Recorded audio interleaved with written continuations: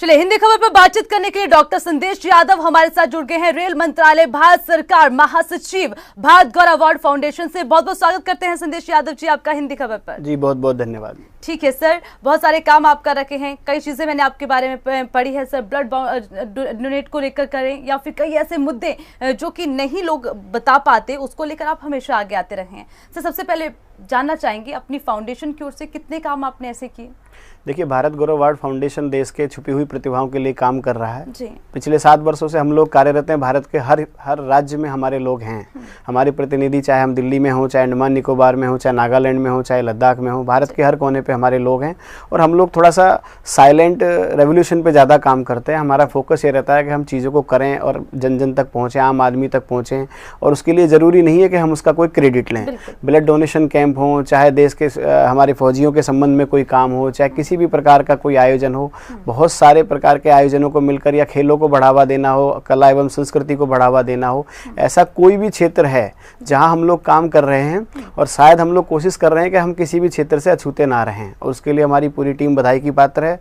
हमारी भारत गौरव award foundation परिवार से जुड़ा हर एक व्यक्ति उसके लिए बधाई का पात्र है। ठीक है सर, बहुत अच्छी बात है सर, अच्छा काम आप कर रहे हैं। सर कोरोना काल चल रहा है जी सर, आप देख रहे हैं वर्तमान स्थिति क्या है, उसको लेकर आप क्या कहना चाहेंगे? देखिए भारत गौरव अवार्ड फाउंडेशन ने पिछले कुछ समय पहले हम लोगों ने कोरोना सेनानी सम्मान से लोगों को नवाजा। उनके अंदर एक ऊर्जा भरी कि भाई जो लोग अपने परिवारों के साथ इस दुख की परिस्थिति में, इस कोरोना संक्रमण के क्षेत्र में लोगों का समाज सेवा कर रहे हैं, लोगों को खाना खिला रहे हैं, रेल की पटरियों पर ढूंढ ढूंढ के उनको घर का आश्रय दे रहे हैं, उनको रख रहे हैं, समझा रहे हैं और उनको इस परिस्थिति से अवगत करा रहे हैं। उन लोगों के लिए जो भी हम लोग कर पा रहे थे किया। हम लोगों ने कोरोना सेनानी सम्मान से बहुत सारे लोगों को देश में नवाजा और उनके अंदर फिर से एक नई ऊर्जा का संचार किया। और आज वो लोग आज भी सब अपने अपने क्षेत्रों में कार्यरत हैं। बहुत सारे युवा साथी हैं हमारे जिन्होंने बहुत अच्छा काम किया है, वो भी बधाई के पात्र हैं। जी बिल्कुल सही बात सर आप कह रहे हैं। सर जानना चाहेंगे कि कैसे जरूरतमंदों तक आपने सुविधाएं पहुंचाई और कैसे लोगों को जागरूक करने का काम किया, क्योंकि सर बहुत अच्छी बात है, सबसे ज्यादा जरूरी होता है लोगों को जागरूक करना, उन्हें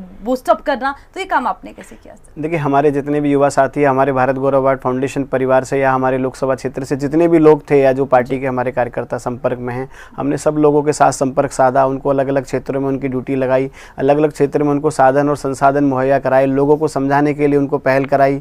और हमने बहुत सारी टीमों को रेलवे लाइनों पे लगाया क्योंकि बहुत लोगों ने अपने अपने घर जाने के लिए रेलवे लाइनों का सहारा लिया। वहाँ से लोगों को हमने कन्वेंस किया, उनको पहुँचाया और जो हम लोग संभव मदद कर सकते थे लोगों की, हम लोगों ने अपने भारत गौरव अवार्ड फाउंडेशन परिवार अपने युवा साथियों की तरफ से मिलकर के सब लोगों की मदद की। जी ठीक है सर, बहुत अच्छा काम संदेश यादव जी आप कर रहे हैं और अच्छी बात है सर, लोगों की मदद करना इस समय ये सबसे ज्यादा जरूरी है। ठीक है सर, आप अभी वर्तमान स्थिति देख रहे हैं क्योंकि कई मुद्दे भी आप उठाते रखे हैं सर जो जरूरी है। सर गाजियाबाद की अगर घटना आपको पता हो जहां पर जो पत्रकार की हत्या कर दी गई, सर इस तरह की घटनाओं पर कैसे लगाम लगे और आप क्या मानते हैं कि यहाँ पर किसकी चूक माने, क्या प्रदेश सरकार की चूक? देखिए प्रदेश सरकार की चूक तो मैं कैसे कहूँ, तो शासन अपना काम करेगा, सरकार अपना काम करेगी। और योगी जी माननीय मुख्यमंत्री हैं, जंगल राज लोग कह रहे हैं, अलग अलग पार्टियों के नेताओं के अलग अलग बयान हो सकते हैं, लेकिन सरकार अपना काम करेगी। मैं चाहता हूँ सरकार उसको मुआवजा दे, उनके परिवार को, उनको सुरक्षा की गारंटी दे। जो जा चुका है उसे तो सरकार नहीं ला सकती, लेकिन सरकार को इस योजना के अंतर्गत उनको जो भी फैसिलिटी या जो भी सुविधा दे पाएँ और जो क्राइम जिन्होंने किया है, जिन्होंने अपराध किया, उनके ऊपर सख्त सख्त कार्रवाई की जाए। बिल्कुल संदेश यादव जी, मुआवजे की बात आपने कही, मुख्यमंत्री ने ऐलान कर दिया 10 लाख रुपए मुआवजा उन्हें दिया जाएगा, उनकी पत्नी को नौकरी दी जाएगी, बच्चों को जो है फ्री स्टडी दी जाएगी। लेकिन सवाल ये उठता है कि जो सर मैं आपको बता दूं, उससे पहले वो शिकायत करने वहां पर गए, किसी ने नहीं सुना, अब ये घटना हो गई तो अब वो पूरी जिम्मेदारी लेने को तैयार है। तो कहीं ना कहीं ये नहीं लगता कि जो अधिकारी हैं वो अपनी जिम्मेदारी से पीछे हट रखे हैं? उसके लिए सबसे पहले बदमाशों से पहले उन पर कार्रवाई हो सर, ताकि इस तरह की घटनाएं ना हो।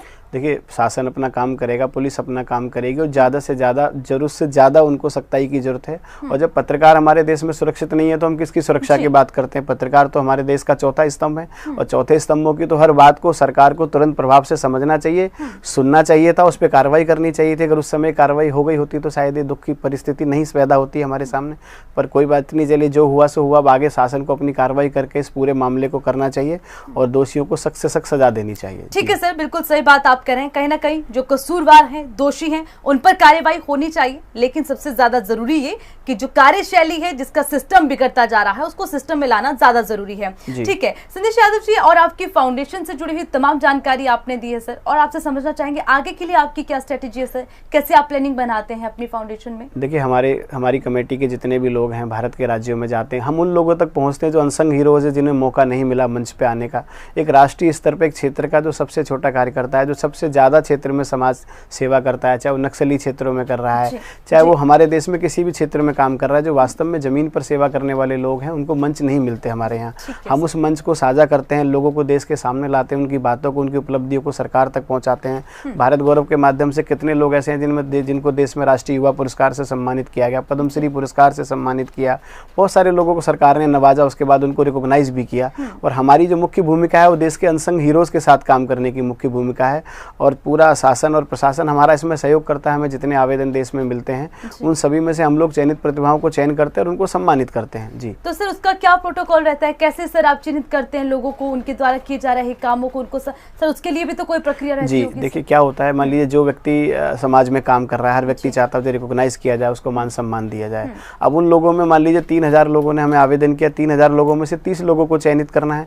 अब हमारे लिए बड़ा टफ प्रक्रिया होती है। हम शासन से हमारी पूरी टीम, हर व्यक्ति की पर्सनल लेवल पे जो भी हमें उनकी जानकारी जुटानी है हम जुटाते हैं, जो भी हमें उनसे संबंधित चीज़ों के लिए काम करना होता है हम लोग काम करते हैं। और सबसे ज़्यादा जो हमारा मकसद है उन लोगों के लिए है जो वास्तव में मंच तक नहीं पहुँचे, और जो हमारे देश में एक रेखा लोगों के मन में है कि भाई जो पुरस्कार सब उन्हीं लोगों को मिलते हैं जिनका कोई माध्यम होता है, जिनकी कोई सरकार में पहचान होती है, लोग सिस्टम से जुड़े होते हैं। इन सारी चीज़ों को हमने दरकिनार किया है। हमारे यहाँ कोई इस तरह की फॉर्मेलिटी नहीं है। जो आदमी काम करेगा हम उसके काम के आधार पर उसको सम्मानित करते हैं और उसका चयन करते हैं। बिल्कुल संदेश यादव जी, आप बधाई के पात्र हैं। ऐसे लोगों को आप मंच दे रखे हैं जिन्हें मंच नहीं मिल पाता है, कहीं ना कहीं उनका हुनर भीड़ में खो जाता है।